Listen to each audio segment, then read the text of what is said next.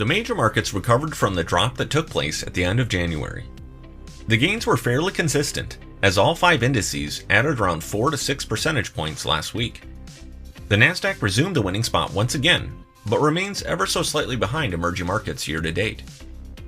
The gains were consistent at the sector level, as all 11 sectors closed in positive territory.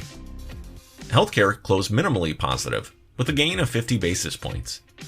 But energy dominated, with a return of 8.29%, launching it to the top spot for the year. The gains in energy were largely due to the price movement of both crude oil and natural gas ahead of this week's cold snap. Much of the country is forecasted to experience bitterly cold temperatures this week, following a mild January. As a result, energy commodity prices surged last Monday before trading mixed the remainder of the week. In economic news, last week served as a good news is good news and bad news is good news week. This dynamic has appeared occasionally since the financial crisis of 2007, when the Fed began quantitative easing and consequently a more active role in stimulating the economy.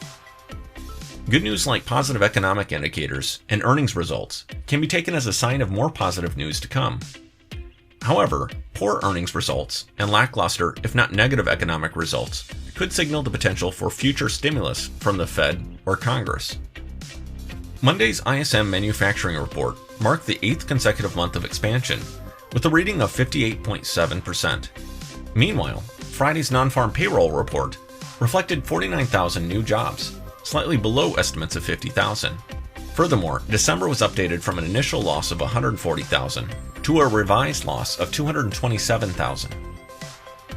Finally, the Congressional Budget Office highlighted the impact of the proposed $15 an hour minimum wage increase, which would include annual increments per hour by June of 2025. In their analysis, the CBO determined that while the number of people in poverty would be reduced by 0.9 million, that overall employment would also be reduced by 1.4 million workers. This week, investors will be eyeing up the Consumer Price Index results for January for any signs of inflation as additional stimulus is debated in Congress.